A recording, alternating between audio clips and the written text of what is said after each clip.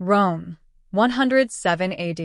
In the heart of the ancient empire, the Colosseum echoed with screams. The crowd cheered as the gates opened, and lions were released. Among the condemned stood a frail, bearded bishop, chains gleaming under the Roman sun. His lips moved in prayer, not fear. His name was Ignatius of Antioch, and his death would echo through eternity. Today, we walk the path of a man whose courage defined what it means to follow Christ, even unto death. The Lion and the Cross, Saint Ignatius of Antioch. The Saint's Path. Long before Rome ruled the faith, Antioch was the cradle of Christianity. It was here, in this cosmopolitan city, that the followers of Jesus were first called Christians. And it was here that a young man named Ignatius was born. Tradition says he was a disciple of the Apostle John, learning firsthand what it meant to walk in the footsteps of Christ. Under Bishop Evodius, Ignatius grew in wisdom and holiness. And when Evodius died, Ignatius became the second bishop of Antioch, one of the greatest centers of the early church. As persecution swept through the empire, Ignatius became a voice of hope. He reminded believers, "Do not be deceived. Even the heavenly powers and angels, if they believe not in the blood of Christ, shall be judged." Emperor Trajan had just taken the throne. Rome was mighty, proud, and intolerant of rebellion. When word reached him that Christians in Antioch refused to worship the Roman gods, he demanded the arrest of their leader. Ignatius was brought before the emperor. "Why do you defy our gods?" Trajan thundered. Ignatius answered calmly, "Because I serve the one true God, who made heaven and earth, and his Son, Jesus Christ." The emperor's verdict was swift. Send him to Rome, to the beasts. Thus began one of the most remarkable journeys in Christian history. Ignatius was chained, like a slave, and taken across Asia Minor toward Rome. But instead of despairing, he wrote letters, 7 in all, that would outlive empires. Each letter burned with faith and humility. To the Ephesians he wrote, "Let no man deceive himself.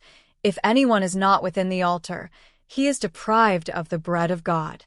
To the Romans he pleaded, "Do not try to rescue me from martyrdom. I am God's wheat, ground by the teeth of beasts to become pure bread for Christ." Every stop was a sermon, every chain a testimony.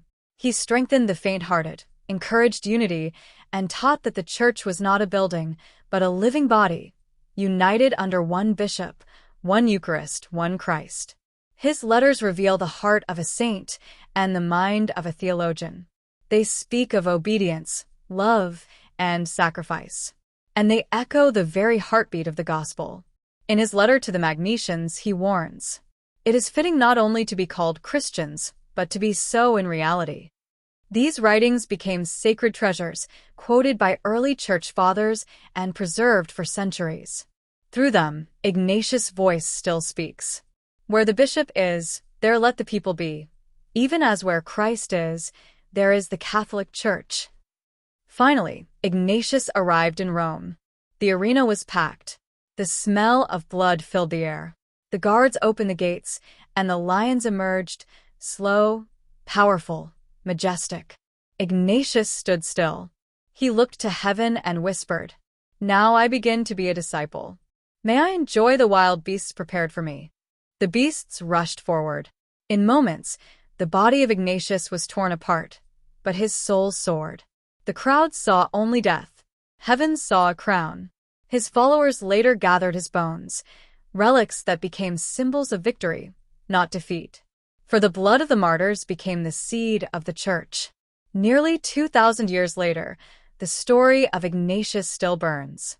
His words still challenge us. "My love has been crucified, and there is no fire in me that loves material things, but there is a living water speaking within me, saying, 'Come to the Father.'" He reminds us that true faith is not comfort. It is conviction. It is courage. It is the willingness to die so that Christ may live in us. Saint Ignatius of Antioch, bishop, martyr, and the lion of the early church. The blood of the martyrs is the seed of the church. Tertullian. You've been watching The Saint's Path. Subscribe for more timeless stories of faith, courage, and divine love. Until next time, walk the path of the saints.